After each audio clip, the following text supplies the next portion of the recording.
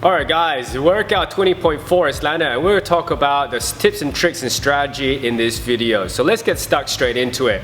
So the workout is landed, it is 30 box jump or step overs, and that's really cool. I haven't seen this one before, but you can do a box jump or you can choose to step up onto the box. And then you've got 15 clean and jerks at 43.29, then 61.38, then 83.52. I've got the little breakdown here for us guys in the metric world.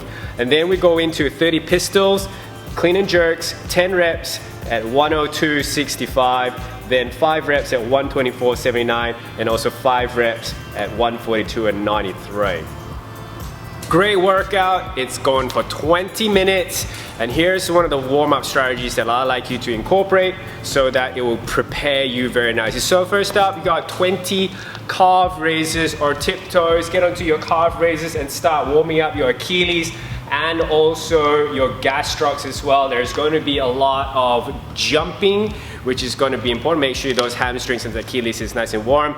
Do about 20 reps of that. Get into 15 good mornings, unlocking the hips and hinging at the hips, and then starting to engage your glutes and your hamstrings in your good mornings for 15 reps. Then let's look at 10 hip raises, lying down onto the floor, hip raises all the way up to the top, and about 5 reps of your single hip raises, just to fire the glutes just a little bit more, all right?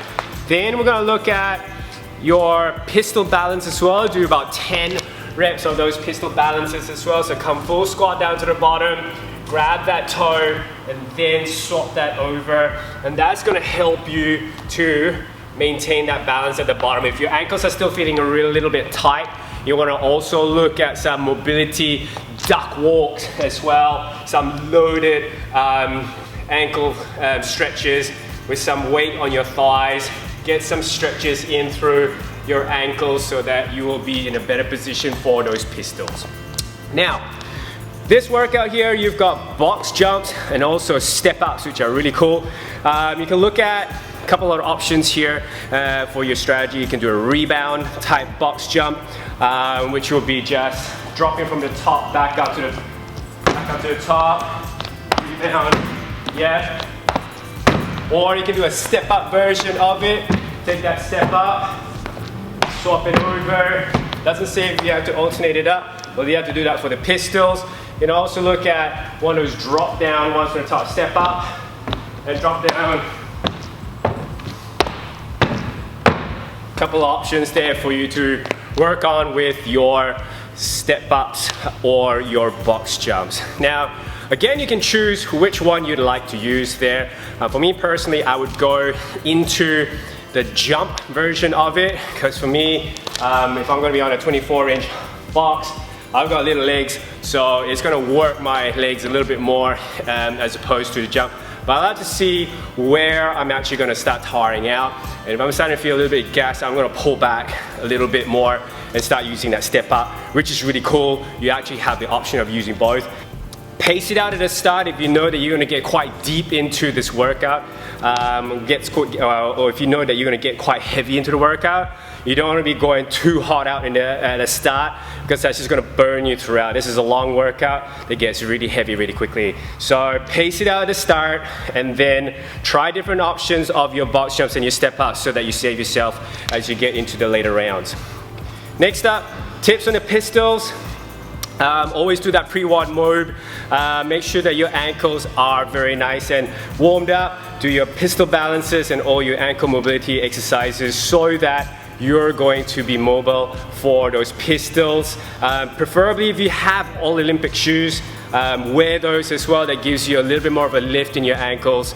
If you know that you're quite stiff in your ankles already, please use them. And also look at descending with control so that you can actually balance and you don't have to fall off. It really sucks if you actually fall off and then you have to restart that rep all the way back to the top again. Also guys, make sure as you're doing your pistols, you need to fully lock out those hips as well so that it is clear. The standards, make sure you're keeping to the standards. Clean and jerks, you can start off with your power, touch and goes. Those are starting the first couple of reps. Pop it off the top, yeah. of your rack. Break it down into smaller, manageable sets as well to start. 15 reps there, maybe sets of 5, or even sets of 3. Trying to go too crazy on those first sets over there. I know it feels light for some of you guys. You'll probably be able to power through these reps quite easily, but of course, slow and steady, it gets very heavy very quickly. Push jerks if you can early on, if you don't need your split jerks, yeah, just use your push jerks at the start. Then, if you have a look at the squat clean and jerks, I would recommend that you do it the set earlier. So if you know that, let's say 100 to 65, you're definitely gonna be squat cleaning that. You want to probably start doing your squat clean and jerks at about 83 and 52 so that you know that they're nice and warm by the time you get to your 102s and 65. Yeah, so your full squat clean and jerks, make sure you get them ready to go. If you know you're going to split as well, change it up as well. You can use both versions of your jerks. Belts and Ollie lifting shoes, always a great option there. You really want to look at also how far you're gonna go in that workout over there. No matter at what stage you stop in this workout, if you know that you're gonna get past those, that clean and jerk, you need to work hard and try and get that set of your box jumps or your pistols so you can get that tie break time, because that's important for the guys who are gonna get stuck in somewhere around these areas here. Okay guys, that's my tips for this workout 20.4. Thanks very much for watching. We'll catch you later.